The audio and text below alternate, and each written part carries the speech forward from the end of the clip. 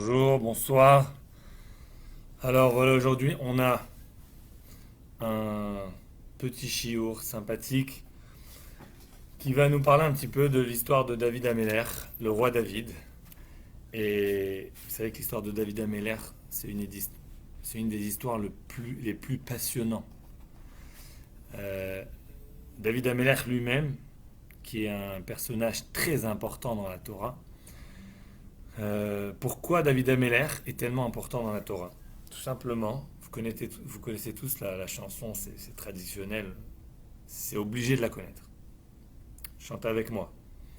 David, Melech Israël, Chai Chai Vekayam. David Melech Israël, Chai Chai Vekayam. David Melech Israël. Allez, un peu de entertainment, le temps que tout le monde se joint au cours. J'ai eu quelques petites minutes de retard ce soir avec l'internet qui a débloqué un peu. Mais on est là, toujours sérieux, cours dès mercredi. Soyez avec nous tous les mercredis soirs. Bezrat Hashem, si le bon Dieu nous donne la force, on va essayer cet été pour la première fois dans l'histoire de garder sérieusement nos cours du mercredi soir pour s'assurer que tout le monde puisse en profiter. Alors David Ameller, voilà, je vois on a du monde avec nous. David Ameller. David Ameller, c'est simple, c'est tout dans la Torah. Vous ouvrez le livre de prière, c'est les passages de David Ameller. Vous ouvrez le Birkat Amazon, c'est David Ameller. Vous ouvrez, on fait le Teilim tous les jours, David Ameller. On chante les chansons, David Ameller. On demande le Beth Amikdash, David Ameller. Vous allez me dire, bon, c'est pas David qui a construit le Beth Amikdash, mais c'est pas grave, c'est quand même David. On demande le Mashiach, David Ameller, Mashiach ben David. Toute la Torah, tout le judaïsme, c'est de restituer la royauté de David Ameller. Alors, Marie, bonjour, bonsoir, plaisir de vous voir. Et tous les autres qui sont là aussi, n'hésitez pas à vous manifester, dire un petit bonjour dans les commentaires, faire signe, histoire de nous rendre un peu ce cours un peu vivant, malgré les circonstances du Facebook. Alors David Ameller, c'est un personnage excellent, incroyable, et dans la Torah, tout le monde dans le judaïsme, c'est évident que David Ameller, c'est un des personnages les plus importants. Pourtant, je dis bien pourtant, David Ameller, si on regarde un peu sa vie, on a certaines fois beaucoup de choses à lui reprocher. Je vous ai promis qu'on allait faire un cours sur David et Bathsheba. C'est en effet le thème ce soir. Alors, il faut savoir d'abord que pour moi, de me lancer dans un cours de David, sur David Ameller, c'est un grand challenge. Je vais vous dire tout simplement. La majorité des sujets dans la Torah, ils sont traités dans 5, 10, 15, 20 pages, 30 pages. Ça veut dire que tu veux bien préparer ton cours, il suffit de prendre les références, de bien lire chaque texte. Ça reste limité. C'est sûr que la Torah, c'est illimité. D'ailleurs, je réalise toujours quelque chose de surprenant, d'intéressant. C'est que quand je finis un cours sur un sujet, et puis j'étudie encore une fois après le cours sur le même sujet, je découvre quelque chose, et là je me dis, mais comment j'ai pu donner cours sans connaître cet élément qui est un élément essentiel? Vous allez me dire, bah ouais, tu aurais dû apprendre ça avant de donner le cours. Oui, mais c'est ce que j'ai fait. J'ai appris tout ce que je pouvais. Et pourtant, après le cours, je trouve un élément, et je me dis, mais ça a manqué dans le cours cet élément. Et toute la Torah, c'est comme ça. C'est-à-dire que tu as beau, aujourd'hui j'ai, grâce à Dieu, 37 ans, je vais vous enseigner tout ce que je peux, mais dans 3 ans, je vais réécouter mes cours, je vais dire, mais attends, il me manque la moitié du sujet. Et dans 3 ans plus tard, je vais dire la même chose, il me manque la moitié, et c'est infini. Donc, comme disait la phrase, si on attend de connaître tout pour enseigner tout, on risque de ne rien enseigner, jamais. Donc, le Rabbi Lubavitch, il a toujours encouragé tout le monde. Si tu connais ça, tu enseignes ça. Si tu connais Aleph, tu enseignes Aleph. Pourquoi? Parce que d'abord, l'information, si tu l'as prise de la Torah, elle est authentique, elle est vraie. Deuxièmement, l'étude de la Torah, ça reste une mitzvah, peu importe si tu as terminé le sujet ou pas. Et voilà, chacun va donner ce qu'il peut. Vous terminez ce shiur aujourd'hui. Vous allez, vous répétez à quelqu'un, vous faites un live vous-même, vous renseignez à une partie du shiur. C'est ça la Torah, c'est infini, c'est toujours, on est toujours à la recherche de quelque chose et on n'arrête pas de faire des connexions entre un sujet et l'autre. C'est juste interminable. Donc aujourd'hui, j'ai pris ce grand challenge de parler de David Ameller. Pourtant, David, c'est 2 livres entiers. Tout le livre de Shmuel Aleph, Shmuel Bet, ça parle entre autres de David Ameller. C'est Shaoul, David, Shlomo. Mais c'est pas, on parle pas de 3, 5 ou 10 pages. David Ameller, on parle de 100, 200, 300 pages. Et ça, c'est sans les commentateurs. Donc moi, pour, oser prétendre que je vais vous faire... tiens, mais quelqu'un qui me dit... qui me demande est-ce que le cours il a déjà commencé. Oui, on est en live, monsieur. En live, allez. En live. Ok, donc voilà. Donc prétendre que on va ensemble décortiquer David Ameller, c'est loin de ça. On va essayer avec le mieux qu'on peut prendre quelques petites histoires de David Ameller, comme on l'a fait dans les cours précédents avec Guidon, avec Yutam, avec Moshe Rabbeinu, et à travers ça nous donner des leçons, parce que en fin de compte l'important c'est de nous apprendre des leçons et de toujours grandir. Aujourd'hui, j'ai vu une petite vidéo d'un gars qui s'appelle Alexandre, qui est fondateur de la marque de Couple. Je crois que c'est une marque connue en France. Je ne suis pas hyper familier, peut-être un peu ignorant là-dedans. Et il dit, quelqu'un lui demande, c'est un interview, quelqu'un lui demande, est-ce que tu te considères un chassid Chabad?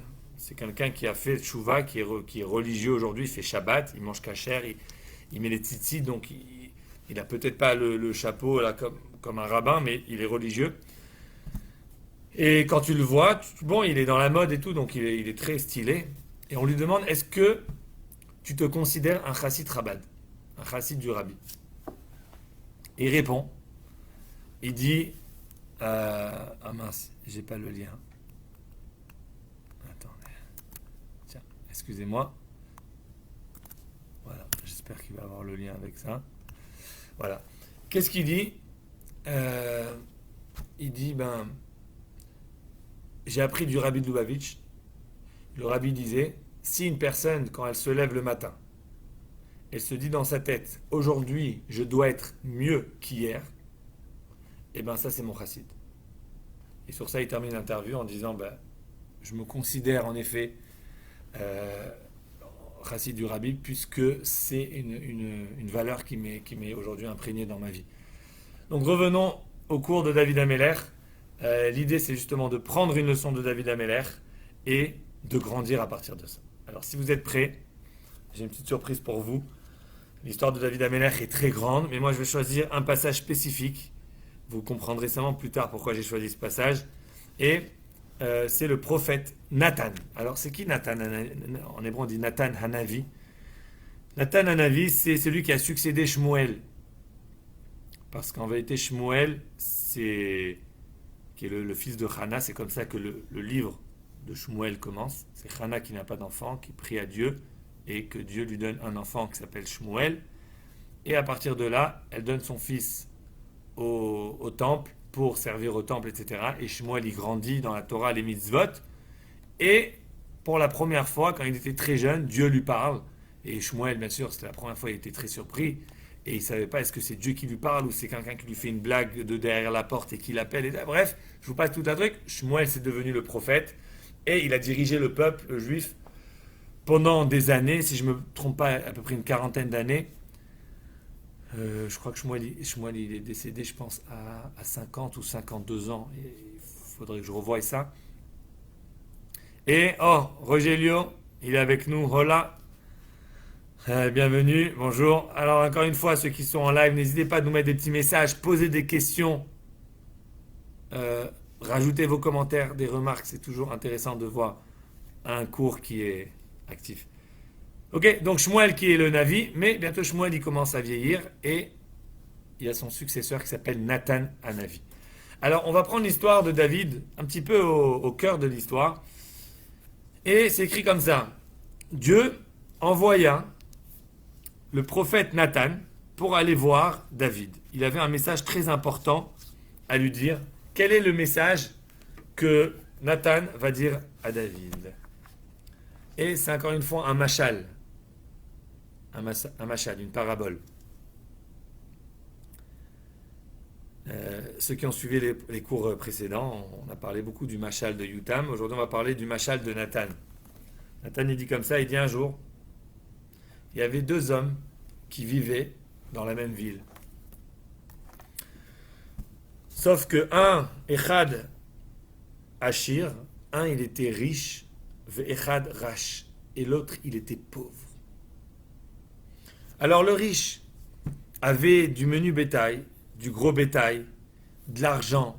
Il avait tout ce qu'il voulait, des serviteurs, des servants, tout ce qu'il voulait. Il était riche. Il avait une abondance incroyable. Alors qu'il avait un voisin qui était pauvre. Et ce pauvre, il avait rien du tout. Il avait Kifsa Achad Ktana, une petite brebis. Et cette brebis, il aimait tellement, c'est elle qui lui donnait tout dans sa vie. Tout ce qu'il avait dans sa vie, c'était grâce à cette brebis. Tellement, il l'a considéré comme sa famille. Il lui donnait du pain, comme le Navi décrit, mais pito tochal, de son pain. Moi, je mange le pain. Il disait, moi, je prends un peu de pain, je le donne à ma brebis. Je ne lui donne pas un repas d'animal. C'est comme ma fille, comme mon fils. Il buvait, il donnait de son verre à la brebis. Il allait dormir, il dormait avec sa brebis. Il était très, très, très attaché à sa brebis. Sauf qu'un jour, alors là, ce passage, je vais le lire dans le texte parce qu'il est très important, vous allez le voir pourquoi plus tard.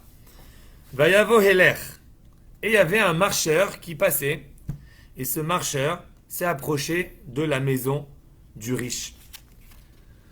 Il a toqué à la porte, il a dit, voilà, je suis de passage, j'aimerais s'il vous plaît être accueilli chez vous. Et l'homme riche, il a dit, bien sûr, je vais te faire à manger, je vais t'inviter, tu es le bienvenu chez moi. Et voilà que cet homme riche, maintenant, il doit faire à manger la oréar à cet invité. Qu'est-ce qu'il fait? Il regarde son troupeau, il dit, bon, il faut que je lui fasse à manger, je vais lui faire de la bonne viande, je vais lui faire... Et il regarde ce troupeau là-bas, il voit des vaches, il dit, mais attends, ici, j'ai 1226 vaches. Si je prends une vache pour l'utiliser, pour donner à manger, j'aurai plus que 1225 vaches. C'est dommage, tu sais, la comptabilité, tu vois. Tu veux chaque jour avoir un peu plus d'argent. Oui, c'est vrai, j'ai 3 millions en banque, mais j'aimerais avoir 3 millions et 10 dollars. Il regarde l'autre troupeau, il dit, ah là-bas il y a les brebis, il y a 598 brebis. Je peux prendre une brebis de là-bas. Quand il s'approche, il dit, ah, mon troupeau, il va avoir que 580... Combien on avait dit? 99, 18. Un de moins, c'est dommage. Moi, je veux que mes chiffres, ils augmentent. Et à un moment, il y a un flash. Il regarde le voisin et il dit, mais le voisin, il a une brebis. Vaikach et kivsat aish arash. Et il va chez le voisin. Salut Patrick. Alors voilà, merci Patrick d'être venu sur le cours et surtout d'avoir mis un petit bonjour, puisque j'aimerais préciser qu'aujourd'hui, le cours a été sponsorisé par Patrick et Gérard, son père, Gérard Elkoubi. Gérard et Patrick, c'est des connaissances depuis déjà quelques années, en fait depuis 2017. Et malheureusement, c'est dans des circonstances pas très joyeuses où Janine Elkoubi, donc la mère de Patrick ou la femme de Gérard, est décédée. Et donc, j'ai eu le mérite de pouvoir aider Patrick et Gérard à travers cette situation. Et aujourd'hui, 3 ans plus tard, voilà, Patrick et Gérard, ils ont sponsorisé le cours aujourd'hui. Une grande mitzvah. Patrick, on souhaite pour toi beaucoup de bénédictions, de la santé à ton papa. Et surtout que chaque mot de Torah qu'on va lire aujourd'hui, ça puisse ramener un bonheur fou à l'âme de ta maman. Et que ça puisse ramener une aliyah, une élévation à son âme. Et de même que moi en lisant le texte, vous en l'écoutant, le cours qui va être rediffusé sur YouTube, etc. Donc c'est un effet boule de neige qui va ramener plein de bons dans ce monde, parce que en général étudier la Torah c'est bon, mais surtout là on va voir qu'il y a des leçons énormes à prendre de cette histoire. Alors voilà, donc je répète, le shiur il est les Ilou Nishmat Janine Elkoubi Tehe Nishmatat Srura Bitzchor Hachaim. Et voilà que Nathan, il termine son histoire à David Améler. Il dit voilà, qu'est-ce qu'on fait avec cette personne, ce riche qui avait tant de richesses, mais qui n'a pas eu aucune pitié, et il a été chez le pauvre qui n'avait presque rien, et le presque rien qu'il avait, il lui a enlevé pour donner à manger à cet invité. Et quand David il entend ça, Vaïchar av David baïsh meod. Et David, il s'énerve quand il entend cette histoire. Il devient furieux. Pourquoi? Vayomer el Nathan, il dit à Nathan, il dit Chai Hashem, je jure sur Dieu, qui ben mavet à Osezot. Celui qui a fait ça, cet homme riche, il mérite la mort. Il ne faut pas oublier que David, c'est un roi. Et un roi, en général, il a le droit de donner des condamnations à mort dans son pays, dans son palais, dans l'endroit où lequel il est roi. Donc David, il entend Nathan, il comprend que c'est une histoire qui est peut-être, qui s'est peut-être arrivée, qui s'est peut-être passée dans une des villes de son royaume, et il dit, dans mon royaume, je ne laisserai jamais une chose pareille, car cet homme-là, il sera condamné à mort. Et pas seulement ça, Ve'etakifsa yeshalem arbataim. Et la brebis, faudra qu'il la rembourse 4 fois. Et Kev, Asher Asait Adavarazé, va à la Shalochamad. À cause de ce qu'il a fait et qu'il a eu aucune pitié. Vous savez que dans la Torah, une personne qui vole quelque chose en général et on l'attrape, elle doit rembourser le double. Mais une personne qui vole un animal et qui le vend ou bien qui l'abat, la Torah nous dit il doit rembourser 4 ou 5 fois, dépendamment quel animal c'est, 4 ou 5 fois. Et David, il reprend cette halakha, cette loi de la Torah, et il dit mais cet homme-là, il a eu aucune pitié. D'abord, il mérite la mort. Même que quelqu'un qui vole, on ne le condamne pas à mort. Mais la façon, comment le contexte de l'histoire, que l'homme, il n'a pas volé parce qu'il avait besoin de manger pour nourrir sa famille. Vous connaissez cette fameuse vidéo, là, une fois j'ai vu, un gars, il arrive dans une pompe à essence, un dépanneur, et il sort un gun comme ça. Et il dit au gars, donnez-moi tout l'argent. Le gars, il dit ok. Et pendant que le gars, il lui sort l'argent, il lui dit, je m'excuse, je suis désolé, j'ai pas de quoi manger, j'ai pas de quoi nourrir mes enfants. Je vous promets, dès que j'ai assez d'argent, je reviens pour vous rembourser. Comme ça, c'est un voleur, mais un voleur, un tzaddik. Et le gars, il lui dit bien sûr, et il lui donne l'argent, et toute la conversation entre les deux est très émouvante, parce que le gars, il a envie de l'aider presque, alors qu'il est en train de se faire braquer. Et le gars, il prend un petit peu d'argent, là, 50, 100 dollars, et il remet son pistolet dans la poche, et il part, et il se sauve. Je sais pas s'ils vont attraper ce gars-là ou pas, mais ça, c'est une histoire où tu as envie d'avoir un peu de peine pour le gars. Tu n'as pas envie de lui augmenter sa punition. Tu as envie de lui donner la punition la moins forte, la moins stricte. Alors que là, David Améler, il dit ce gars-là, on ne va pas seulement lui demander de rembourser 4 fois, mais il faut le tuer. Il est chayav mita, c'est très grave. D'avoir une cruauté tellement grande, ça mérite la mort. Et là, Nathan, il dit à David, il dit Ata ha'ish, c'est toi l'homme. C'est toi l'homme. Vous savez, c'est écrit dans le... J'ai lu ça, il me semble, dans le Me'am Loez, dans un livre, un midrash.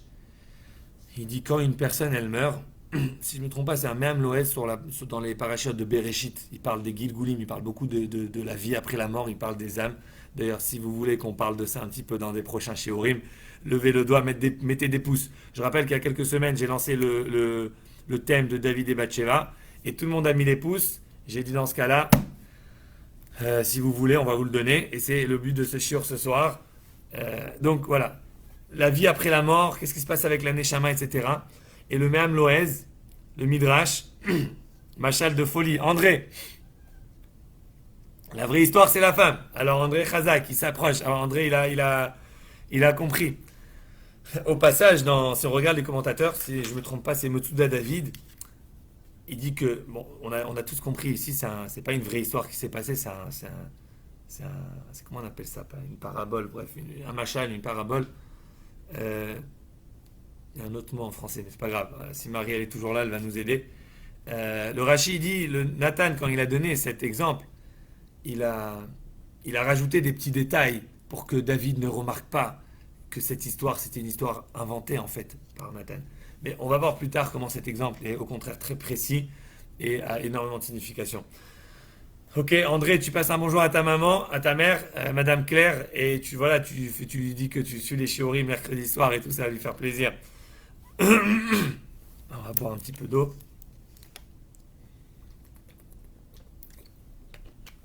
Alors, euh, alors justement, ce midrash, il disait comme ça, il dit quand une personne elle meurt, qu'est-ce qui se passe? On lui montre, on lui montre une vidéo. Son âme, elle monte au ciel. On lui dit voilà, maintenant, tu as mérité à une séance cinéma. Séance cinéma, tu vas pouvoir voir des images, voir des scènes. Mais là, attention, au lieu d'être spectateur, toi, tu vas être le juge. Tu vas devoir juger chaque scène. Le gars, il dit pas de problème. Moi, je pensais que c'était plus compliqué que ça, là, de la vie après la mort. Alors, oui, pour le prochain sujet. Bon, ok, attention, ne me lancez pas trop. C'est pas trop les gros challenges, là. Faut aller doucement, les gars. On va voir, si Dieu veut. Je promets rien. Et le gars, il s'assoit, et on lui dit, vas-y, tu dois juger. Et il voit un monsieur qui est là. Sa femme, elle lui dit quelque chose, et il s'énerve. Ouais, pourquoi tu viens là? Le gars, il prend un papier, il écrit. Il voit une autre histoire. Le gars, il va dans un magasin, je sais pas quoi. Il va, des trucs, au travail, et il note, et il juge. Lui, il est coupable, lui, il n'est pas coupable, lui, il est coupable de ça. Et comme ça, il fait tout un jugement. Quand on termine, l'ange qui est là-bas, là, à côté, il prend le papier et il lui dit, tu es sûr, tu confirmes tous ces, ces jugements-là, c'est sûr, c'est comme ça. Et le gars, il dit, ouais, c'est bon, je confirme. Et le gars, il se retourne, il dit, ben voilà, tout ce qu'on t'a montré, en fait, c'est des événements qui se sont passés dans ta vie. Sauf que dans ta vie, tu n'as même pas réalisé. Tu n'as même pas fait attention. Il y a des choses dans ta vie qui se passent, tu fais pas attention. Un jour, tu t'énerves pour rien. Et toi, tu penses que tu as raison. Pourquoi? Parce qu'il y a une règle qui dit, écoutez bien, c'est une phrase dans le Talmud, qui dit Adam Karov etzel atzmo. Un homme est proche de soi-même. Vous connaissez pas la blague? L'autre qui demande à son copain où tu habites. Tu lui dis j'habite. Il lui dit mais tu habites. Est-ce que tu habites loin de chez toi? C'est quoi la blague? Adam Karov et Tzeratzmo. Un homme, il est très proche de lui-même. Bon, c'est évident, tu es proche de toi-même. Ben oui, tu peux pas être loin de toi-même, sinon tu n'es pas toi-même. Mais c'est-à-dire qu'un homme, il est proche de soi-même. Il va toujours se donner raison. Il va toujours voir l'histoire d'une façon qui le met en avantage. Pourtant, dans chaque histoire, tu vas toujours avoir le côté à droite, le côté à gauche. D'ailleurs, des fois, des jugements, un tribunal, toi-même, tu écoutes une personne parler, tu dis, ah oui, tu as raison. Le lendemain, tu parles à son ami et tu dis, ah non, mais c'est toi qui as raison. Après, tu parles à l'autre, tu dis, mais c'est toi. La tête, elle est en train de changer à chaque fois.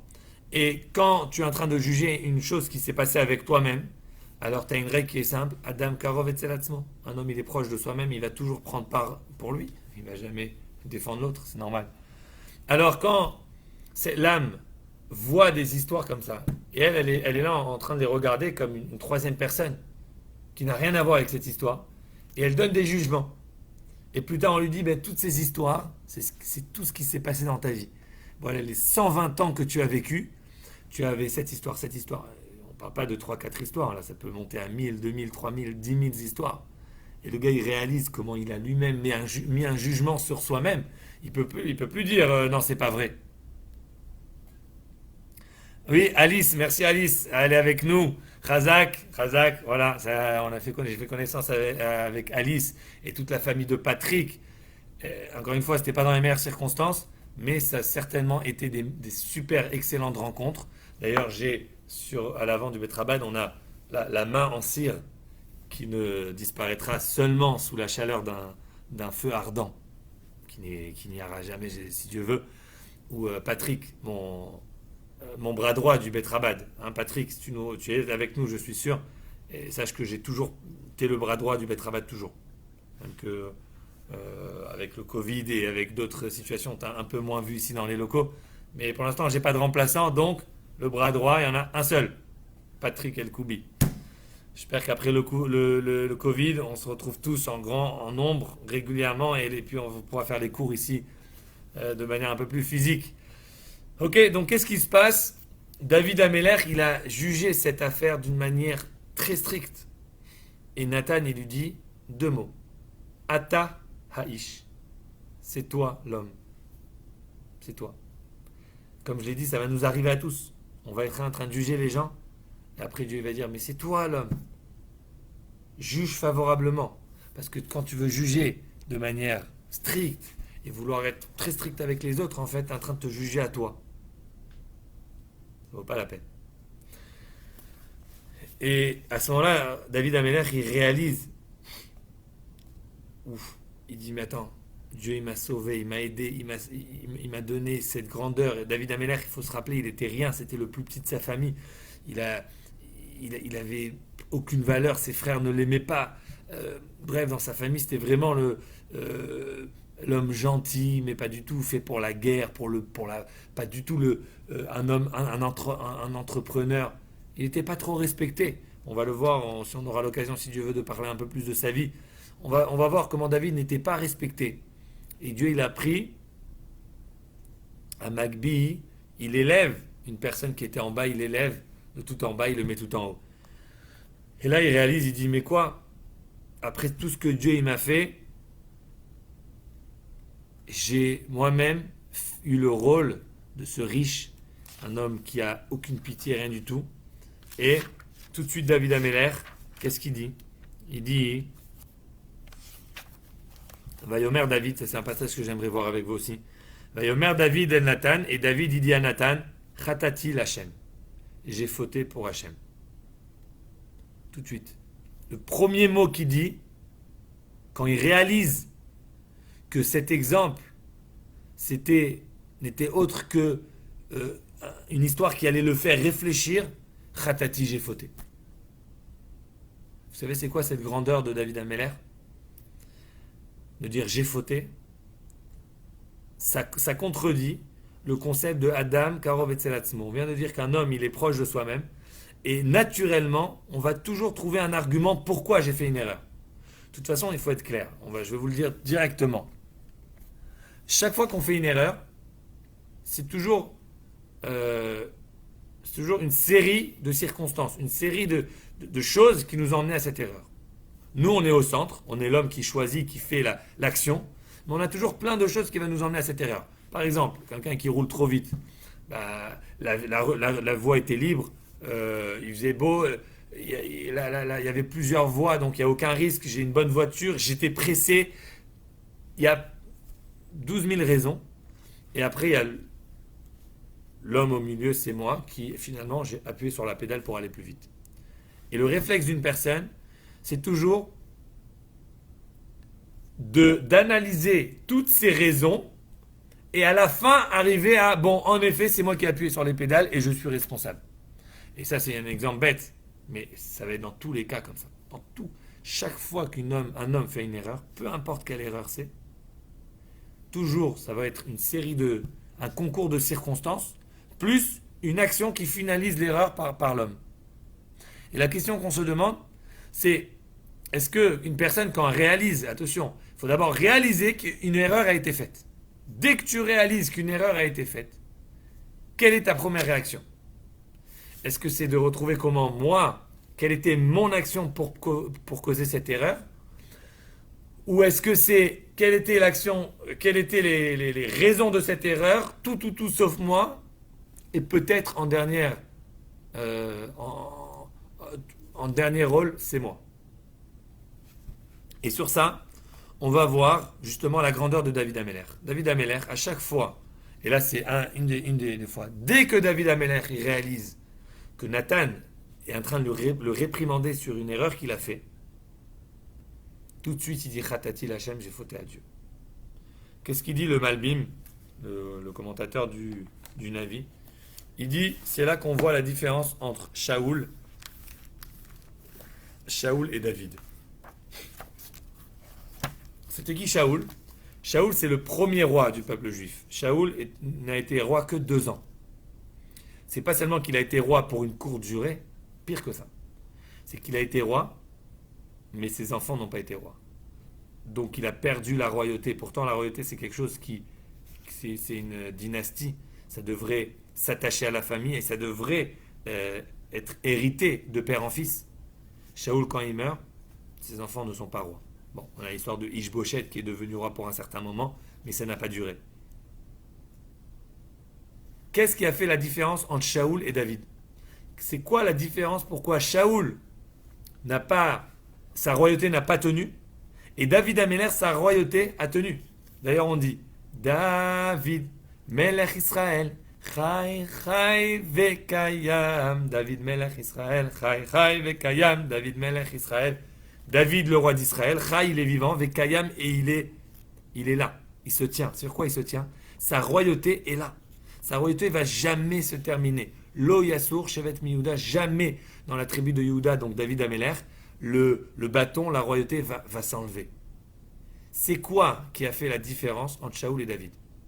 Tu vas me dire, ben, Shaoul, il a fait des erreurs, David n'en a pas fait. C'est pas vrai. David aussi, il a fait des erreurs. Et Shaoul, il a fait des erreurs, mais Shaoul, il n'a pas fait des grandes erreurs.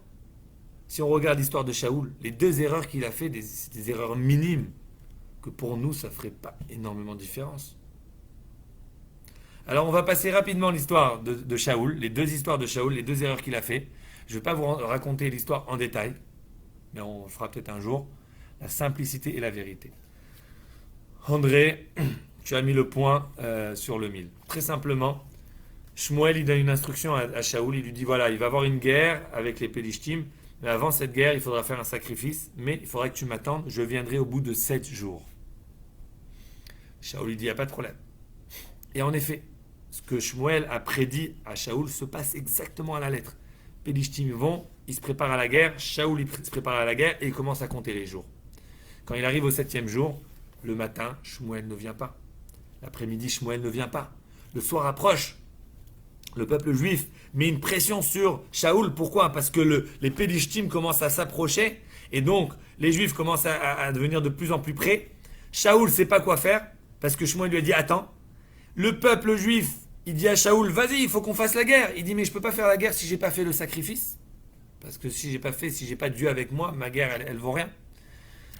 Et sous la pression, il y a pas mal de gens qui partent, ok, donc il y a plusieurs choses qui se passent en même temps. Les soldats qui commencent à s'en aller, tu sais, imagine, tu es là, tu vois tes soldats qui commencent à partir, les Pélishtim qui approchent, l'heure qui avance, le soleil qui se couche, un peu comme maintenant, là, comme ça, il est 8h40, le soleil qui se couche, tu vois. Et Shaoul, il ne sait pas quoi faire, il dit peut-être que, il dit, l'heure est déjà passée, Shmuel n'est pas là, j'ai pas le choix, je fais le korban.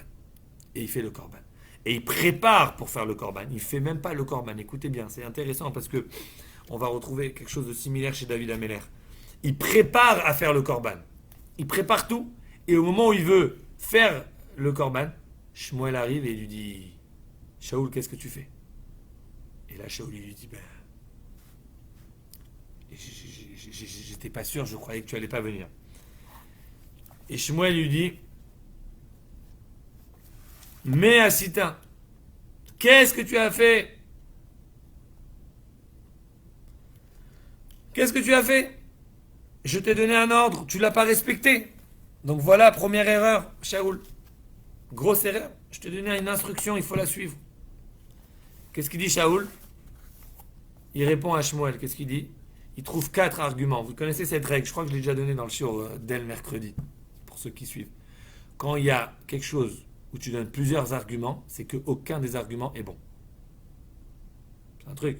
Quand quelqu'un te dit je m'excuse, j'ai raté l'anniversaire parce que je devais garder mes enfants et aussi j'avais un rendez-vous et en plus ma voiture elle avait un pneu crevé.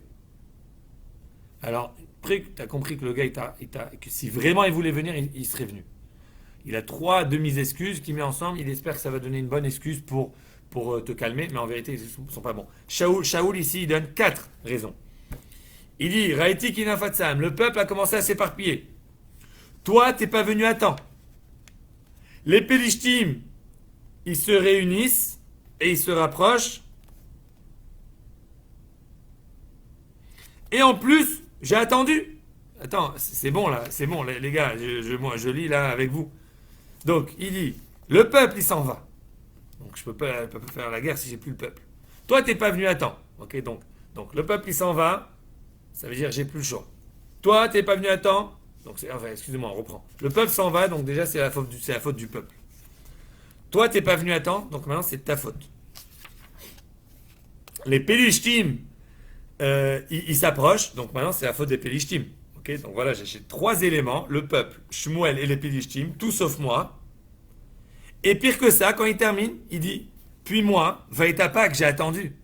C'est pas comme si que j'ai pas attendu. Non mais c'est très fort là, les gars, c'est très très fort. Vous me suivez ou pas?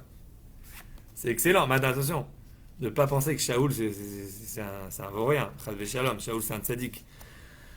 Et on n'est pas là pour juger Shaoul. Mais si leur Navi nous raconte ça, c'est parce que nous on doit prendre une leçon. Ok?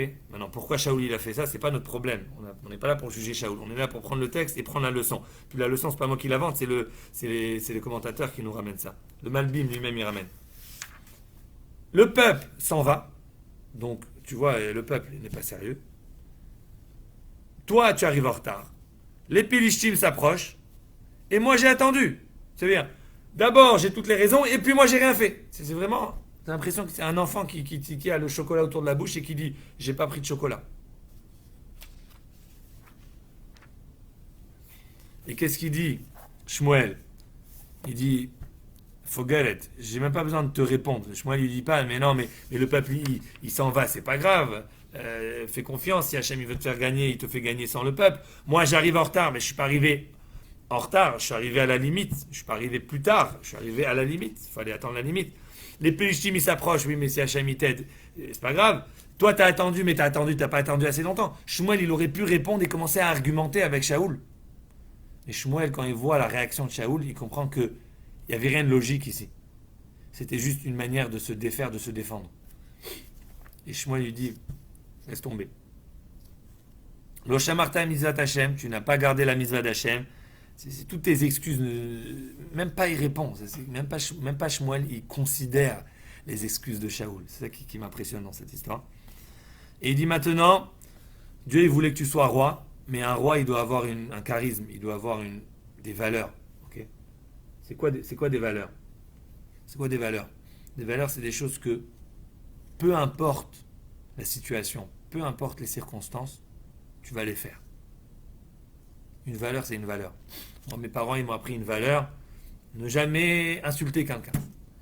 Peu importe. Un jour, j'étais, je sais pas moi, avait un problème et quelqu'un a commencé à me truc, il m'a maltraité et tout. Moi, dans ma tête, j'insulte pas quelqu'un.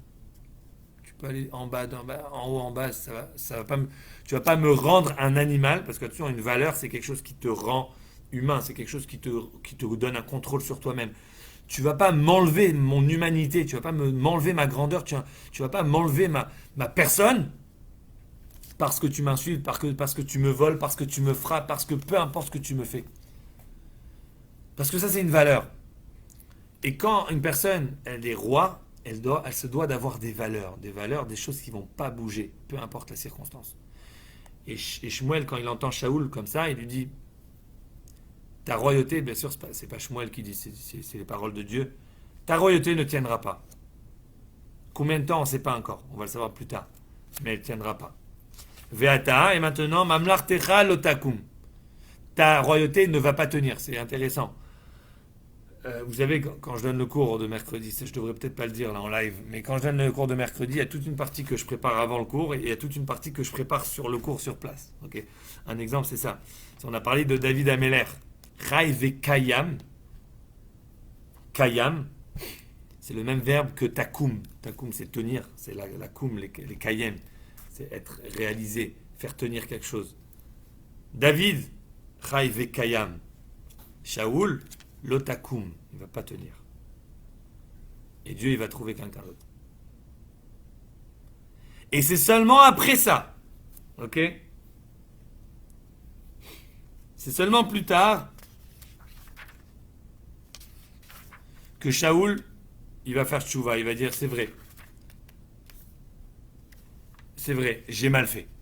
Seulement plus tard, après qu'il a vraiment réalisé que ça, c'est la première histoire de Shaoul. On a une deuxième très belle histoire de Shaoul qu'on va faire aussi rapidement.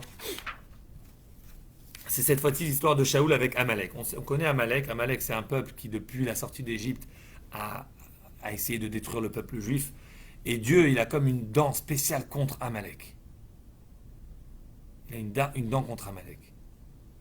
Bon, Amalek, c'est pas seulement un personnage, c'est aussi une force spirituelle, une force du mal qui essaie de détourner la divinité, etc. Bon, donc cette force de Amalek, Shmuel il dit à Shaoul, voilà, on va te donner un défi, un rôle, et à toi de le réaliser. À toi de réaliser ce rôle. Tu vas détruire Amalek. Shaoul y va, il détruit tout, Amalek et tout.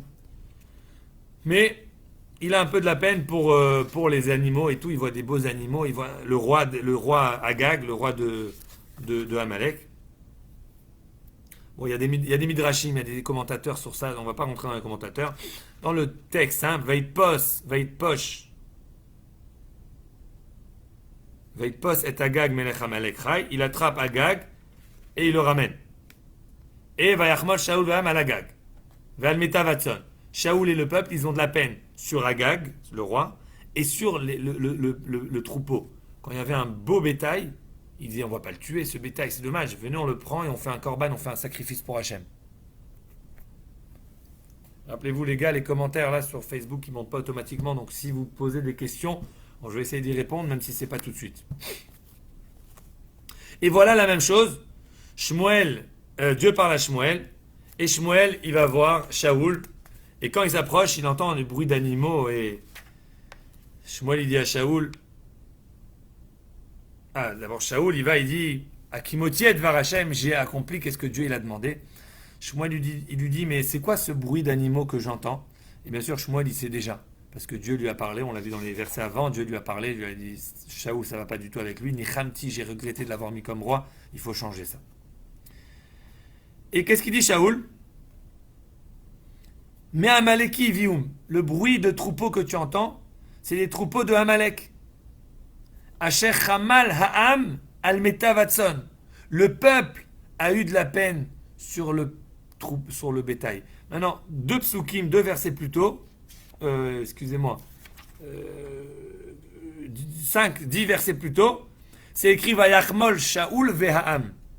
Shaoul et le peuple. Donc Shaoul en premier, puis le peuple, ils ont eu de la peine sur le troupeau.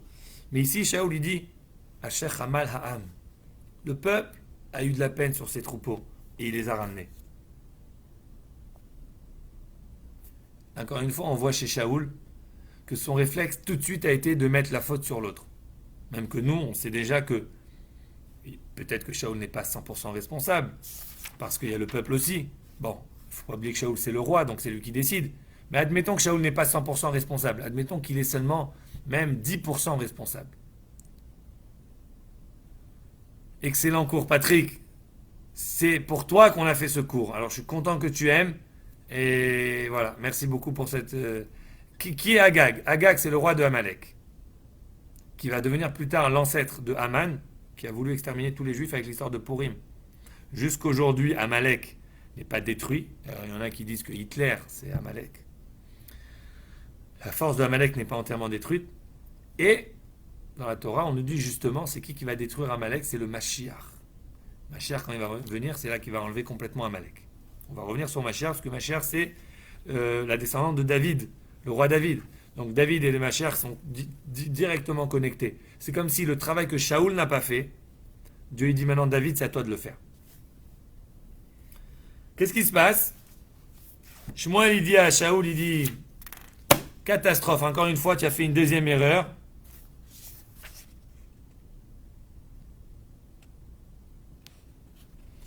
Et il lui dit, maintenant, tu n'as pas écouté Hachem, c'est terminé et tout.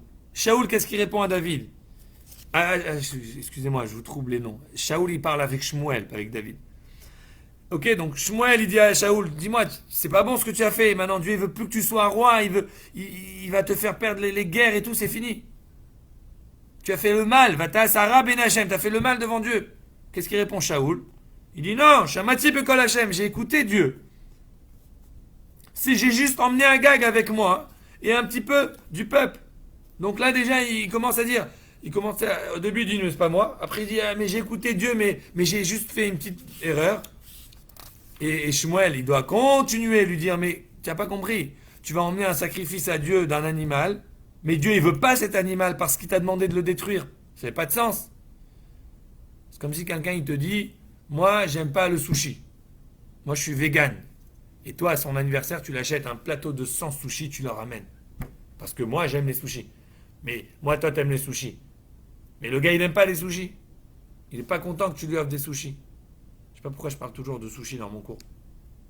Je sais pas, j'ai ma tête qui est un peu bloquée avec les sushis. Je vous m'excuser. Tu veux pas. Tu veux offrir un cadeau, offre quelque chose qu'il aime. N'offre pas quelque chose qu'il n'aime pas. Il lui dit, c'est un principe important, il lui dit, et Chafet Lachem Beolot Uzvachim, tu crois que Dieu il veut tes sacrifices, Dieu il veut que tu l'écoutes, il veut que tu fasses ce qu'il veut, pas que tu lui fais des, tu crois que tu fais des machins. Et après une série de 10 ou 20 versets où Shmuel et Shaoul ils sont en train de s'argumenter, où Shaoul il est en train de dire moi j'ai rien fait, et Shmuel lui dit mais oui t'as fait, mais j'ai rien fait. À la fin de tout ça, Vayomer Shaoul el Shmuel, Shaoul il dit à Shmuel, Chatati, j'ai fauté, qui a varti et pi Hachem. J'ai transgressé Dieu. Vedvar, qui arrêtait parce que j'avais peur du peuple. Vaishma Bokolam, j'ai écouté leurs paroles. Donc ça a pris quand même, ça a pris une pression, Shmuel qui met une pression. C'est vraiment comme un enfant que tu lui dis, mais vas-y, tu le fais raisonner longtemps. Et à la fin, il te dit, bah, tu m'as mis au coin du mur, écoute, c'est vrai, j'ai fauté. C'est vrai, j'ai fauté, j'ai écouté, je me suis fait influencer. C'est comme ça qu'il dit Shaoul. Il prend même pas à 100% la responsabilité, il dit, j'ai eu peur du peuple, ok. Ça, c'est l'histoire de Shaoul. Et là, Shmuel, il lui dit, Lo hashuv imach, c'est fini, je reviens plus. Dieu là, t'as fait 2 erreurs. Mais comme on l'a dit, Shaoul, c'est pas le seul qui a fait des erreurs. Peut-être il y en a d'autres qui ont fait des erreurs. Mais sa plus grande erreur, c'est pas d'avoir fait une bêtise. C'est de ne pas avoir immédiatement ratati, immédiatement fait tchouva, immédiatement revenu sur soi-même en réalisant sa faute et en disant à Dieu, c'est vrai, j'ai fauté, je vais tout de suite changer. David Amelech, au contraire, d'ailleurs on va voir plus tard, David il avait plusieurs façons de se débiner de cette erreur. Et on va voir, on n'a même pas encore parlé de l'histoire de David.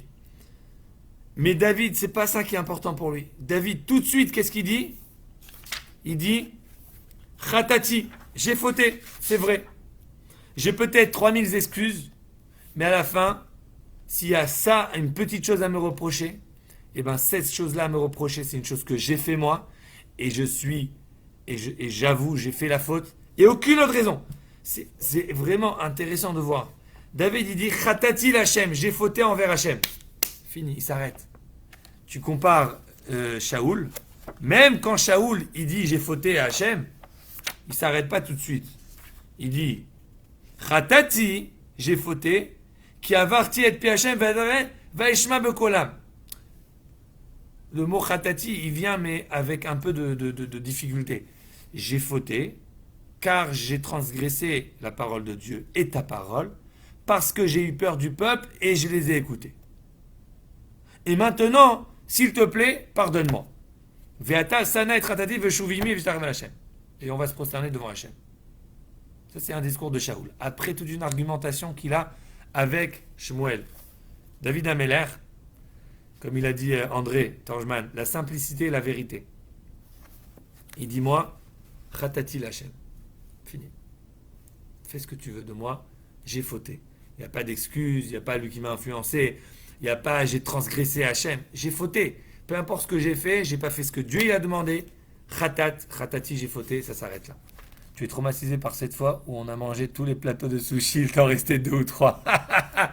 Marie, waouh, ah oui, ils sont arrivés, c'était quand ça? Ils ont fait une fête de sushi, c'était un cours je crois, et tout le monde a mangé les sushis, et moi, il n'y avait plus de sushis pour moi. Depuis, je suis traumatisé des sushis. T'inquiète, il y a eu d'autres soirées aussi, où quand tout le monde avait plus faim, c'est moi qui ai terminé le plateau entier de 100 sushis, et je suis aussi traumatisé de ça. Parce que le sushi, t'es traumatisé dans tous les cas. Si t'en manges pas assez, t'es traumatisé. Si t'en manges trop, t'es traumatisé. C'est vrai. Le sushi, si t'en manges trop, t'es traumatisé. T'as le goût du poisson qui te remonte pendant une semaine. T'as plus envie de voir un sushi pendant un mois. il faut le sushi, c'est très délicat. Ok, écoutez bien, guys. J'espère que vous suivez là. On va changer le thème du cours. Patrick, j'espère que c'est ok pour toi. C'est le sushi. Non, mais blague à part. On revient. Donc, David Amelech, il dit Khatati Hashem. Et à ce moment-là, Nathan, il répond à David. Qu'est-ce qu'il dit? Gam Hashem et Evir et Ratatra. Dieu, tu sais quoi? Il a pardonné ta faute. Rien que parce que tu as dit Khatati Hashem, Dieu il t'a pardonné.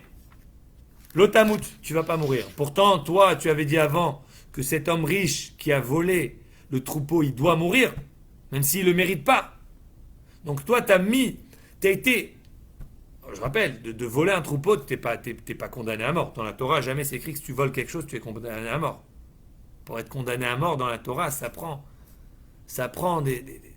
même si tu tues quelqu'un, tu n'es pas condamné à mort. Si tu n'as pas des témoins et tu n'as pas une personne qui t'a averti sur place et que tu le dis. Bref, il y a des lois tellement strictes pour que quelqu'un soit condamné à mort, ça devrait arriver jamais. Là, dans l'exemple, le gars, il a volé une brebis et David, il est très strict sur lui. Et la façon comment il est strict, en fait, il est en train de porter un jugement sur lui-même. C'est-à-dire que si lui-même n'avait rien dit, il avait dit, moi, je sais pas, je saurais pas quoi te dire. Ben, Nathan, il aurait dit, ok, ben, on ne sait pas quoi te faire, en fait.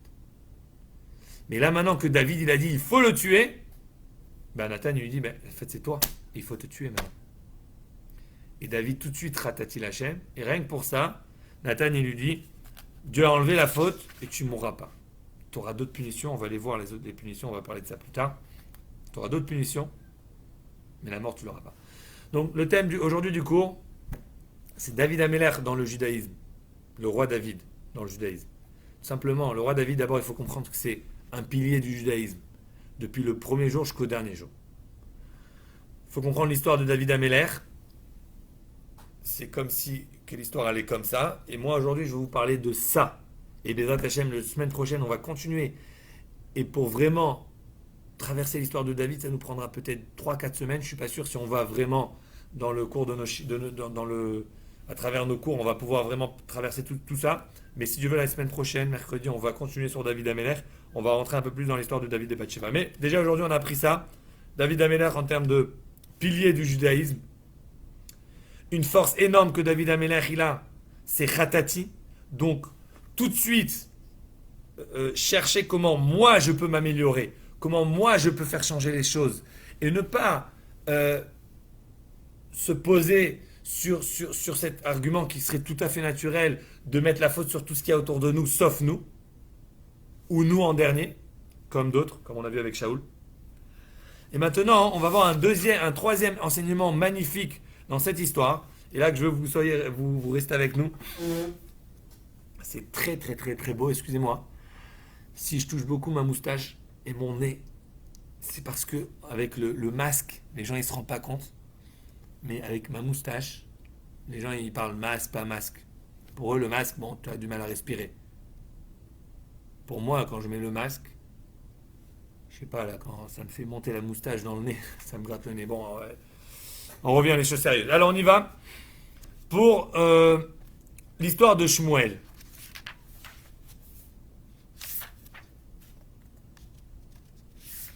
On va reprendre l'exemple au début. On va apprendre quelque chose de magnifique dans cet exemple. La façon comment Nathan il présente l'exemple. Alors, il y a dans le verset 4, le verset dit comme ça. Cet homme riche, il y a un passant qui est venu. Et lui, il voulait faire à manger pour son invité. Et il a volé de son voisin pour donner à manger à cet homme. Okay. Donc, il y a un personnage ici. Okay. Donc, dans l'histoire, il y a 3 personnages. Il y a l'homme riche, l'homme pauvre, et il y a ce passant, ce fameux passant. Alors, bien sûr, quand tu lis l'histoire comme ça, tu fais même pas attention. Le passant, pas passant, on s'en fout. L'histoire, c'est le riche et le pauvre. Mais on a oublié quelque chose hyper important. C'est ce passant, cet homme qui était de passage. C'est lui qui a causé tout le problème. C'est qui cet homme? Et encore plus surprenant, c'est que cet homme, il a 3 termes. Comment on le nomme? On le nomme halach, le marcheur. On le nomme Oréach, l'invité, et après on le nomme Ish, l'homme. Alors, encore une fois, la Torah, comme on l'a dit plusieurs fois, chaque mot est précis. Et on va s'arrêter un petit peu sur ce pasouk. Et vous allez voir qu'il y a un enseignement magnifique qu'on va apprendre de ce pasouk. Alors, ça se passe où? Ça se passe dans la Gemara Souka. D'ailleurs, c'est une Gemara qui est ramenée dans Rashi aussi. La Gemara Souka, elle nous dit comme ça. Amar Rava, Rava il dit, Bitrila krao halach. Au début, on l'appelle le passant. Puis on l'appelle l'invité. Et à la fin, on l'appelle Ish, l'homme. Qu'est-ce qu'on apprend de là?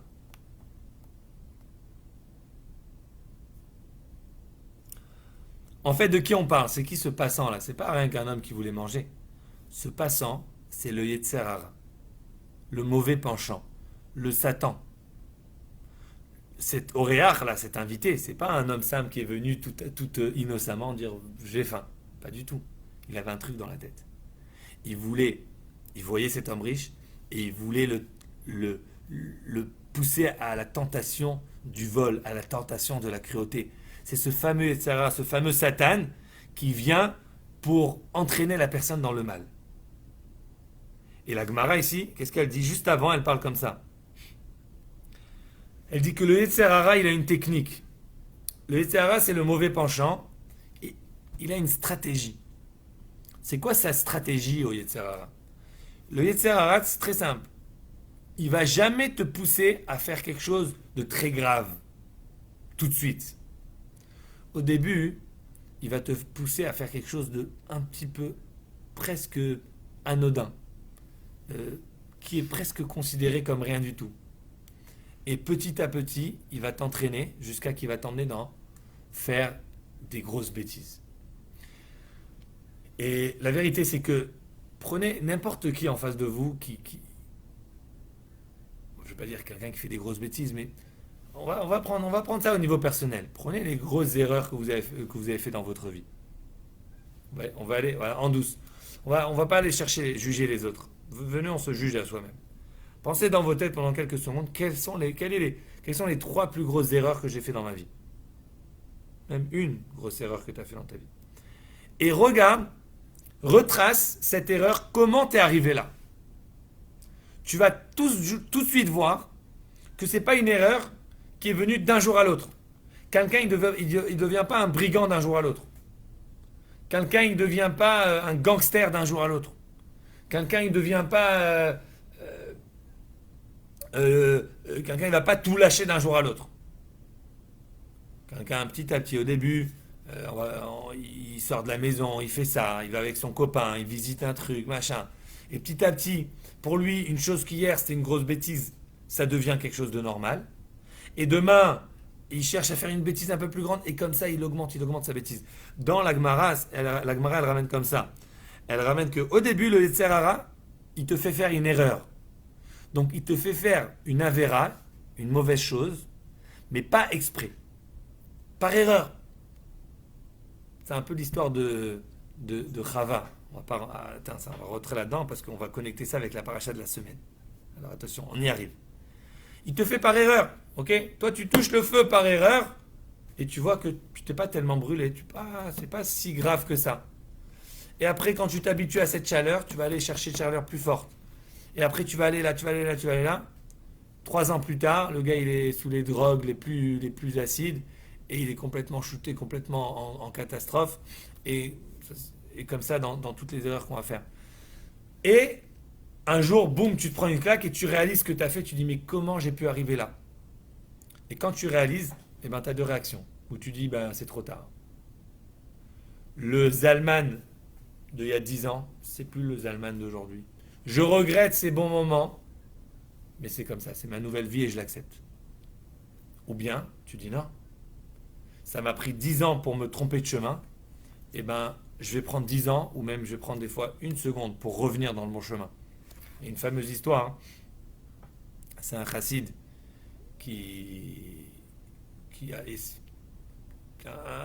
un grand chassid, qui petit à petit, en douce, comme il dit André Torjman, en douce, il a quitté le chemin de la Torah Et un jour, c'est devenu un grand businessman, un homme qui aimait chasser, qui avait un grand cheval et tout. Et puis un jour, il était en ville, de la ville de son tzaddik, de son rabbi. Et même que ça fait longtemps qu'il avait quitté la religion et la chassidoute et toutes ces choses-là, hein, il aimait bien son rabbi. Il a dit, tu sais quoi, je vais aller le visiter. Et comme ça, il va voir le rabbi. Et il était sûr que quand il allait voir son rabbi, le rabbi, il allait lui dire, ouais, il faut que tu reviennes à la Torah, il faut que tu reviennes au mitzvot, tu vois. Il s'attendait à se faire crier, à se prendre des claques. Mais il a dit, moi, je l'aime, je vais aller le voir, c'est pas grave. Il m'envoie un claque, c'est comme mon papa qui m'envoie une claque, je l'aime quand même. Et il va. Et au contraire, le tzaddik qui le regarde, il dit alors dis-moi qu'est-ce que tu fais. Il lui dit ah ben non j'ai une nouvelle compagnie, j'ai une nouvelle société, j'ai de nouveaux associés. Comme ça il commence à lui raconter tout ce qu'il a. Et il lui dit dis-moi tu aimes la chasse. Il lui dit ouais j'adore la chasse. Il lui dit dis-moi dans la chasse ça vaut la peine d'avoir un cheval très rapide ou d'avoir un cheval simple. Il lui dit ah un cheval rapide, waouh, c'est super. Il lui dit pourquoi c'est tellement bien d'avoir un cheval rapide. Il dit mais parce que tu veux aller dans une destination, tu peux aller beaucoup plus vite avec un cheval rapide. L'autre il va doucement, en un jour tu arrives, l'autre il prend 3 jours. Le rabbi lui dit ah très intéressant. Il lui dit mais dis-moi, si tu te trompes de chemin avec le cheval rapide, tu vas te tromper beaucoup plus loin. Et là le chassid il commence à les yeux qui commencent à tourner, la tête qui commence à tourner comme ça, il commence à tourner blanc. Il commence à réaliser que le rabbi, peut-être que le rabbi aimait les chevaux, mais c'était probablement pas pour cette raison qu'il parlait de cheval. Et là, le chassid, il regarde le rabbi, il lui dit oui, mais avec un cheval rapide, on peut aussi revenir plus vite sur le bon chemin.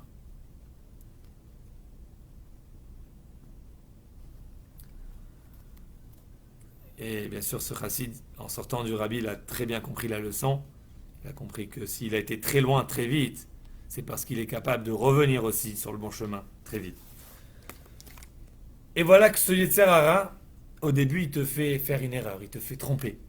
Et comme ça, la Gemara, elle dit, jusqu'au moment où, à force de te faire à la fin, c'est plus une erreur, si tu le fais même exprès, et tu es même plus gêné de faire cette faute, de faire cette bêtise. Et voilà que la Gemara, elle ramène par rapport à cette... Attends, excusez-moi. Voilà, d'ailleurs, on a une autre Gemara ici dans Shabbat. La Gemara, elle dit comme ça. Une Gemara très intéressante. Ok, alors écoutez bien. La Gemara, elle dit comme ça. Elle dit Rabbi Yochanan ben Nouri. Donc son nom, c'est Rabbi Yochanan. Il dit comme ça. Celui qui déchire son habit d'énervement, ou celui qui casse un ustensile d'énervement. Est-ce que vous avez déjà entendu qu'une personne, elle casse quelque chose d'énervement? Moi, grâce à Dieu, j'ai jamais vu ça. Je pense pas que ça m'est arrivé. J'espère pas. Mais ce qui paraît, ça existe. Tellement que tu es énervé, tu vas prendre et tu vas casser quelque chose. Vav mefazer amaotav bechamato. Quelqu'un qui prend son argent, tellement il est énervé, il jette son argent. Ok? Donc 3 choses que la Gemara, elle ramène. Il faudrait prendre peut-être le temps aussi d'analyser pourquoi la Gemara, elle ramène ces 3 exemples. Il déchire ses habits, il casse des ustensiles. Alors, tu vas chez toi et tu prends un verre, tu le casses, tu es énervé, tu le casses. Et il prend son argent, il le jette. La Gemara, elle dit, c'est comme si qu'il fait de l'idolâtrie. Pourquoi? Shekar umanuto shel Yetzer Hara. Ok, c'est une Gemara dans Shabbat. La Sechet Shabbat. Comme ça, le Yetzer Hara, il fait. Ayom omerlo asekar. Aujourd'hui, il te dit, fais comme ça. Ou le machar omerlo asekar. Et demain, il lui dit, fais comme ça. Donc, il l'emmène petit à petit. Hach omerlo avod avodazara. Jusqu'à qu'il lui dit, vas-y, tu vas faire avodazara. Maintenant, c'est quoi la solution? C'est quoi la réponse pour le Yetzer Hara? Pour éviter ce Yetzer Hara. Alors, avant de trouver, d'expliquer la réponse pour ce Yetzer Hara, les commentateurs, ils te disent, ce personnage-là, ce passant, ce passant-là, cet invité qui vient, c'est pas un simple passant, c'est un héler, c'est un marcheur. Et ce marcheur, c'est quoi? C'est le Yetzer Hara qui te pousse, qui te fait marcher dans le mauvais chemin. Et c'est quoi qui va t'emmener dans le bon chemin? Alors, je ne sais pas si vous vous rappelez, il y a 3 à 4 semaines, on avait parlé du, on avait parlé du voyage des Béné Israël dans le désert.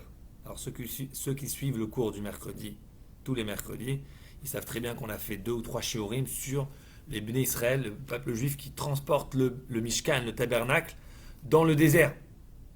On avait parlé des 3 familles, Gershon, Kehat et Merari, je ne vais pas revenir là-dessus aujourd'hui, mais le Torah Or, que j'ai devant moi ici, il te dit quoi? Il te dit en vérité, tu as 2 façons de marcher. Tu as le marcheur de l'histoire de David Améler, de cet homme riche, ce marcheur-là qui est représenté par le Yetzer Hara qui vient pousser la personne à faire des erreurs. Et tu as aussi l'autre marcheur. C'est le marcheur des Béné Israël qui marche dans le désert. Waouh, waouh, waouh. On a une longue question. Ok. Je lis la question, Marie, dans une seconde. On a le marcheur des Béné Israël qui marche dans le désert. Il marche 42 voyages, parce que 42 voyages, c'est les 42 escaliers, 42 étapes qui nous emmènent à la Kedusha, qui nous emmènent à la sainteté. Et comme ça, le Likutei Torah, il nous dit, cet homme qui marche, qui va chez l'homme riche, c'est le Tzara qui pousse l'homme à faire des bêtises. Après, tu as le Yetzer Tov qui pousse l'homme à marcher dans le bon chemin. Mais tu sais qu'est-ce qu'il faut? Entre les deux, il faut s'arrêter. C'est comme l'histoire du cheval. Le cheval, il va dans le mauvais chemin, il faut l'arrêter. Tourner et repartir dans le bon chemin. L'arrêter, c'est quoi? C'est quand l'homme, il réalise qu'il a fait une bêtise, qu'il a fait une erreur. C'est quand David Améler, il dit Khatati l'Hachem. Khatati l'Hachem, j'ai fauté pour Hachem. Pourquoi David Améler, il dit 2 mots, Khatati l'Hachem? Et Shaoul, il te dit 10 mots. Khatati, ki avarti, edvar Hachem, ve'et, tru, ki a machin.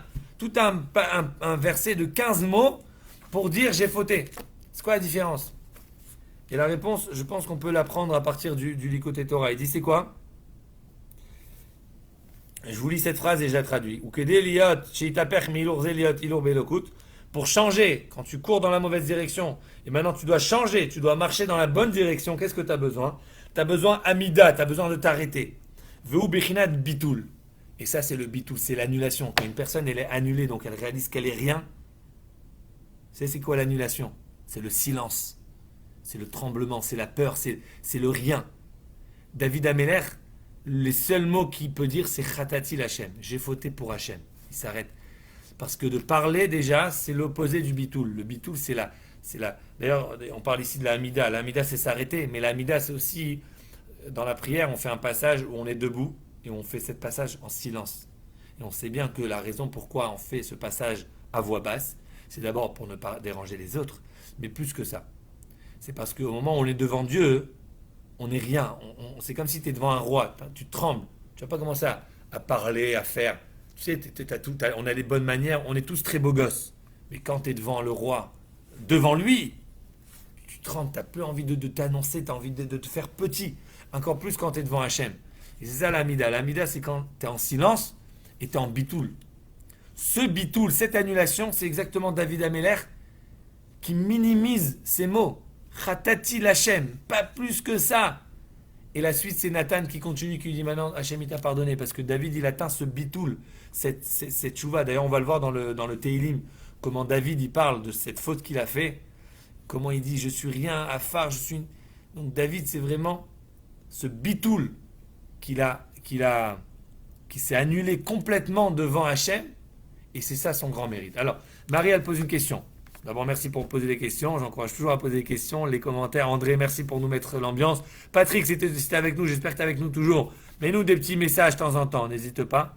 Alors, David a tué Uria pour s'offrir Bathsheba. Il y a meurtre plus adultère. Ce sont 2 des 10 commandements qui ont été transgressés. C'est beaucoup pour un seul homme. Comment Dieu peut-il pardonner? Ceci simplement parce que David a reconnu son erreur immédiatement. Ça semble autoriser les hommes à faire la même chose. Pourquoi se priver de transgresser s'il suffit de la reconnaître immédiatement pour être pardonné? Waouh, Marie, tu m'as cassé. Je ne sais plus quoi dire. Non, je plaisante. T'inquiète pas, ces questions, ils font partie du cours. Mais tu m'as cassé dans le sens où tu as posé plusieurs questions qui ont été tous on the point. Et donc ta question elle a deux phases, ok? Elle a deux étapes. C'est deux volets. Premier volet, c'est si David il a fait une erreur tellement grande, comment il peut se faire pardonner tellement facilement? Et en vérité, dans ta question, tu as la réponse. Mais on revient là-dessus après. Et tu as une deuxième question, c'est après les autres, ils vont se donner une autorisation de faire des bêtises, parce qu'ils vont se dire si on fait des bêtises, on peut être pardonné aussi facilement. Ok. Alors, pour la première question, ça fait partie du cours, sauf que on est pris par le temps, et je vais aujourd'hui terminer ce petit sujet de ce passant-là. On va revenir la semaine prochaine. Ne t'inquiète pas, ne pense pas que j'essaye d'éviter la question. Au contraire, tout le but c'est d'arriver à cette question. Personne ne peut me caser. Ah, elle est forte celle-là. Tout le but c'est d'arriver à cette question. Mais ceux qui suivent mes cours, ils savent que j'aime bien prendre un sujet depuis la racine et le traiter comme ça entièrement. Et ne pas laisser les choses au hasard. Donc là, j'étais à l'envers en fait. J'ai commencé par la fin. Nathan qui reproche à David Améler. Prochain cours, on va aller en arrière. On va revoir l'histoire de David et Bathsheba. Et je vous assure, on va s'éclater parce qu'on a l'histoire elle-même. On a la Gemara, le Talmud qui explique cette histoire. On a la Chassidoute, la Kabbalah, le Harizal. Vous n'avez pas idée que ce qu'il y a comme enseignement sur cette histoire. Et moi-même, franchement là, pas moi-même, je me sens très humble de pouvoir me prononcer. Et d'ailleurs, je suis très content que j'ai un peu de temps parce que pour préparer ce cours, c'est pas 1 heure, 2 heures là, c'est des journées d'études pour être sûr de ne pas avoir raté un détail. Alors Patrick, ton père avec toi, c'est super. Les Lounishmat, ta maman, c'est vraiment, je suis hyper content qu'on a pu faire ça pour ta maman et je suis sûr que elle écoute ce chiour d'en haut du Gan Eden et qu'elle ressent toute cette kedusha qui est transmise. André, qui a toujours la bonne phrase, sur le moment, il sera pardonné par rapport à son annulation. Mais il sera puni pour cette faute éventuelle. Alors, en effet, André, et en vérité, on va voir que David, il va être puni très très gravement pour cette faute. Mais avant de parler des punitions de David, je veux d'abord revenir sur la faute de David et puis relier ça avec les punitions. Aujourd'hui, je ne me suis pas trop concentré sur la faute, je me suis concentré sur la réaction de David Améler. Son annulation. Deuxième chose qu'on va se concentrer, c'est la méthode du Yetzer Hara. Comment le Yetzer Hara il approche une personne et comment nous on peut se défaire du Yetzer Hara. La semaine prochaine, on va revenir sur la faute et on va voir que même si Dieu il a pardonné à David, il n'a pas entièrement pardonné. Loin de ça. Quand on va voir les punitions que David il va avoir en détail, je pense que la question, Marie, elle va être opposée. Tu vas me dire, mais attends, Zalman, la façon comment tu présente la faute de David, elle prend un contexte complètement différent, c'est sûr. Et là, la question, elle sera opposée. Mais alors, pourquoi Dieu, il le punit tellement? Okay. Donc, il y a plusieurs facettes. L'importance, en fait, c'est d'avoir vraiment couvert toute l'histoire et que chacun de nous ressorte avec l'histoire en détail de David Améler, sans rater, en essayant de rater le minimum de détails. Okay. On revient sur ce passant. Ce passant, il est halar, c'est un passant. Très vite, il devient un invité, donc il s'incruste. Et puis bientôt, il devient ish, il devient un homme. Pourquoi il devient un homme? Parce que ça devient le patron. Ce halar, ce marcheur, c'est ce Yetzer Hara, qu'au début, il prend pas beaucoup de place, mais très vite, pas seulement il prend de la place, mais il prend la place du patron. Et je vais ramener une autre Gemara dans Avodah Zarah, ok? La Gemara dit comme ça. Ashrechem zor'e al kol ma'im. Heureux ceux qui versent qui sèment avec de l'eau. Ok, c'est quoi l'eau? C'est quoi l'eau? C'est quoi l'eau? Marie, il a perdu ses 4 fils. Ok? Donc c'est sûr qu'il a perdu ses 4 fils. Ok? Donc déjà, bravo pour le commentaire. Déjà, une personne qui perd 4 fils, pour une maman et pour n'importe qui comprend l'importance d'une vie et d'un enfant, 4 fils, c'est énorme. Ok, l'adultère. Admettons que David, il a fait de l'adultère. Mais d'abord, comme on l'a dit avant, chaque faute, il doit avoir un contexte pour être puni. Et dans le contexte, il doit y avoir un avertissement des témoins, etc. Certainement qu'il n'y avait pas ça dans l'histoire de David. Et donc, les fautes les punitions que David il a reçues, c'est des punitions qui sont bien au-dessus de ce qu'il méritait. Mais avant de rentrer dans les punitions, je ne veux pas qu'on court-circuit, je veux qu'on analyse d'abord l'histoire au complet de David Amer. Mais on revient d'abord sur la marche, sur cette fameuse marche, sur ce fameux marchand, ce fameux passant qui s'est fait inviter chez l'homme riche. Ashrechem Zoré al Kolmaïm, bénis ceux qui versent, ceux qui sèment sur de l'eau. C'est quoi l'eau? L'eau, c'est la Torah. En Maïm est la Torah. La Torah qui a été comparée à l'eau. Donc, heureux ceux qui sont complètement plongés dans la Torah. Pourquoi? Parce que eux, Meshalcher Regel Ashar Vachamor, c'est eux qui repoussent, ils renvoient les pas du taureau et de l'âne. Ok? Et puis la Gemara continue. Elle dit quand quelqu'un étudie la Torah, il repousse le Yetzer Hara. Le Yetzer Hara, c'est comme des pas de vaches et de taureaux et d'ânes. Ok? Taureau, c'est rien contre les taureaux et les ânes, mais taureau et âne, c'est une façon de décrire l'âme animale. L'âne, il s'occupe de son affaire. Comme on dit un khmar. Et un taureau, il est occupé de son affaire. C'est quoi Razak André, c'est quoi qui sauve une personne de cette marche et qui la fait marcher dans une autre direction? Yelchou mechail el chail, comme le pasuk qui dit, ils vont marcher de niveau en niveau, c'est les tzadikim, c'est à travers l'étude de la Torah. Étudier la Torah, c'est ça qui va nous empêcher de marcher dans cette fameuse marche et nous faire marcher dans la bonne marche, celle de la Torah. Alors, on va finir aujourd'hui le cours avec quelque chose de super intéressant, guys. Et j'ai découvert ça avec mes petites recherches que je fais sur le sujet, une demi-heure avant le cours. Alors, écoutez-moi ça, vous allez aimer. Est-ce que vous connaissez, c'est quoi la Gematria? Tiens, si celui qui veut, ils prennent un screenshot de ça. Vous savez, c'est quoi une Gematria? Une Gematria, attends, je vais la mettre comme ça. Attends, on va voir mieux là. La Gematria, c'est la valeur numérique. Donc chaque mot, chaque lettre a une valeur numérique. Et quand il y a deux mots qui ont la même valeur numérique, et ben dans la Torah, on dit que les deux mots ils sont reliés. Ben, souvent on fait des Gematria, on dit ben ça c'est par exemple, on a parlé de Amalek. Amalek, c'est ce peuple qu'il faut détruire, etc. La Gematria d'Amalek, c'est la même que le mot Safek. Safek, c'est le doute. Et les sages, ils nous disent qu'une personne, quand elle a un doute, merci Alice, j'espère que vous pouvez être là tous les mercredis. Tous les mercredis à 8h, j'ai pas promis, j'ai bliné d'air, on va essayer, même en été. Généralement, l'été, juillet-août, j'arrête un peu le cours. Cette année, on est pompé. On a dit, même en juillet-août, on va continuer le cours. Que Dieu il me donne la force et qu'on puisse le faire. La semaine prochaine, je vais le faire à partir de New York. Bref, toute une histoire. Alors, Amalek, c'est la même valeur numérique que Safek, que le doute. Et on dit que le doute, quand une personne elle a un doute, c'est Amalek qui vient, qui te met des doutes. Tu es là, est-ce que je fais, est-ce que je fais pas?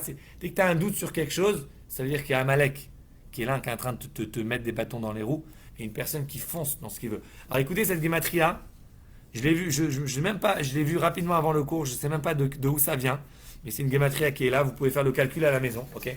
Alors rappelez-vous, le Yetzer Hara, il a été nommé par 3 termes dans le Navi. Le Halach, le marcheur, le Oreach, l'invité, et Ish, l'homme. Maintenant, il y a quelque chose d'intéressant, c'est que généralement, Oreach, c'est le mot Oreach, ça vient avec un Vav, Aleph, Vav, Reshret. Dans ce verset, le mot Oreach, il vient sans Vav, que 3 lettres. D'ailleurs, Halach, c'est 3 lettres, Oreach, c'est 3 lettres, Ish, c'est 3 lettres, et puis Halach, Oreach et Ish, c'est aussi 3 personnages, c'est le marcheur qui devient un invité, qui devient un homme, qui devient le patron. Et on va retrouver aussi les Grecs, en hébreu. Vous savez, les Grecs, ils ont détruit le premier temple. Donc c'est aussi, ça représente la force du mal. C'est Yavan. Yavan, c'est 3 lettres. Et ces 3 lettres, c'est marrant, c'est les seules lettres dans la Torah que c'est une seule barre. Et la différence entre le Yud, le Vav et le Nun Sofit, le Nun final, les 3 c'est une barre, sauf qu'un c'est une toute petite barre, l'autre c'est une barre un peu plus grande et un peu plus grande. Si vous le voyez en 2 proches, c'est comme ça. Voilà. Attendez. Yavan. Ça a l'air un petit peu, on dirait un croquis de je sais pas quoi là. On dirait une barre de la barre de connexion de Wi-Fi. C'est pas ça. C'est un mot en hébreu. Yavan, c'est les Grecs. Yud, petit, Vav, Nun. Le Yud, c'est en haut, et après, ça s'enfonce, ça s'enfonce. Yavan, c'est le Yetzirah. Pas tout de suite, il t'emmène en bas. Il commence comme ça, après, il te descend un peu, il te descend un peu, petit à petit, il te descend. Alors maintenant, suivez-moi, les gars. On est pas mal, un bon nombre. Alice, est-ce que tu es toujours là pour la Gematria? Patrick, André, tu es là? Marie, vous êtes là? Qui d'autre? Je sais pas, j'ai pas tous les noms là. Facebook, il me montre pas les noms de tous ceux qui sont avec nous. Mais faites un petit like, je vais voir votre icône là. Écoutez cette gematria magnifique que j'ai vue juste avant le cours. Ok. Alors, Halach, Oreach et Ish. Le marcheur qui devient l'invité, qui devient l'homme, qui devient le patron, c'est le Yetzirah qui petit à petit s'intègre dans ta vie et qui devient après le patron de toi-même. Les trois mots qui ont seulement trois lettres, qui représentent trois étapes dans le Yetzirah. Pourtant, le mot Oreach, ça devrait porter un vav, parce que le O en hébreu, ça prend un vav. Mais le vav a été omis de ce mot dans le Navi. Si vous regardez dans le texte, il n'y a pas de vav.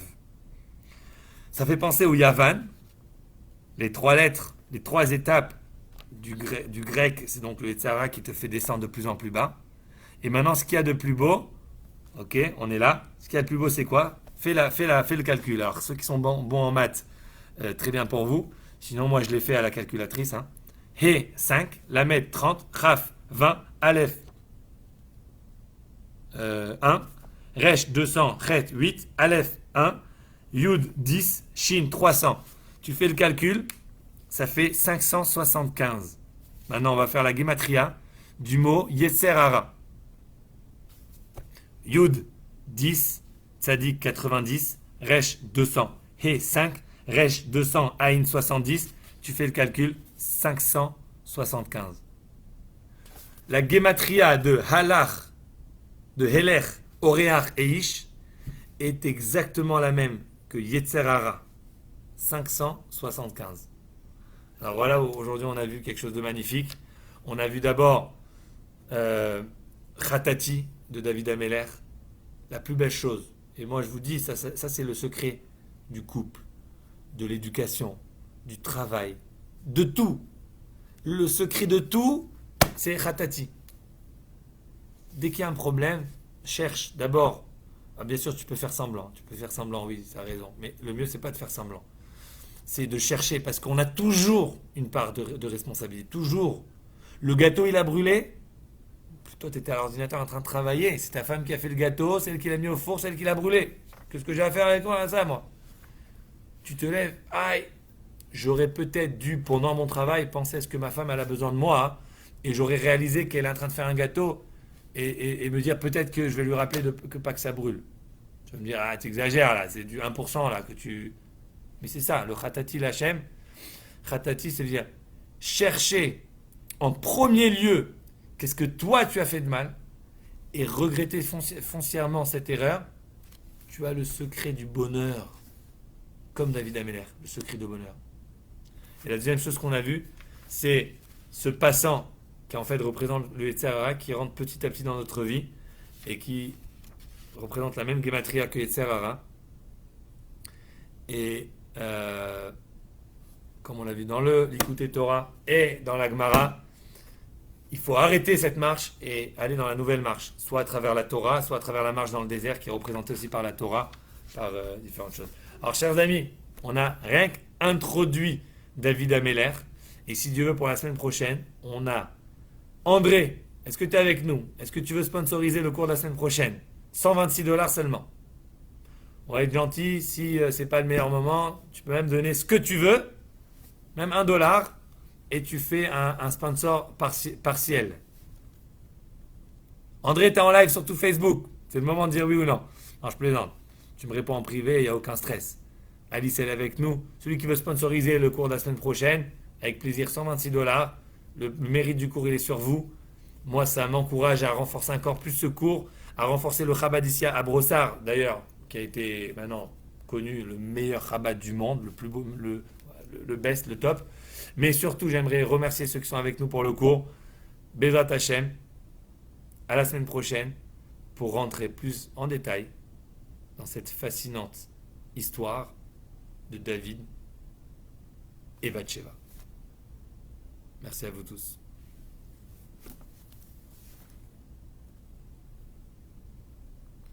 David, Melech Israël, Chai, Chai, Vekayam. Melech Israël, Chai, Chai, Vekayam. Oh, André, je te lave refouach les mains à Kol Am Israël. André, on est en contact, je t'envoie le lien tout de suite. On a un sponsor. Tu es top. André, je t'adore. D'ailleurs, toute la famille Torjman, hein, ton frère Philippe, ta maman, ton papa, la vache à l'homme. C'est magnifique. C'est magnifique. Bravo Patrick, bravo Roger. Moi, je vais rester en live. Qu'est-ce que je vais arrêter, moi? On est bien entre nous. Allez, venez, on fait un petit Lechaim. Lechaim, Lechaim, guys.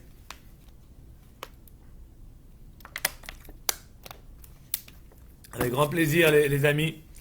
On a à peine, encore une fois, on a touché la pique du iceberg. On va rentrer plus dans l'histoire la semaine prochaine. Il y a des choses magnifiques qui nous attendent. David Melech Israël, Chai Chai Vekayam. David Melech Israël, Chai Chai Vekayam. David Melech Israël, Chai Chai Vekayam. Oula, j'en ai une aussi qui est très belle. C'est un David de Jonathan Razel. Yodea Nagen, Yodea Gam Leilachem, Adin Vegibor, David. Ve'avdi David, nasi lahem, Leolam, Leolam. געגועים, געגועים, געגועים, געגועים. אירועי נאמן, נאמן. נעים זמירות ישראל, חזור אלינו. לעולם, לעולם. געגועים, געגועים, געגועים, געגועים. לאוהל נאמן, נאמן. Si vous aimez cette chanson-là, allez voir Jonathan Razel, David. Une magnifique chanson de Jonathan Razel qui décrit un peu la vie de David en quelques phrases. Bon, chers amis, je vais vous laisser. À la semaine prochaine. C'était un vrai plaisir. Et toujours dans la joie. Merci.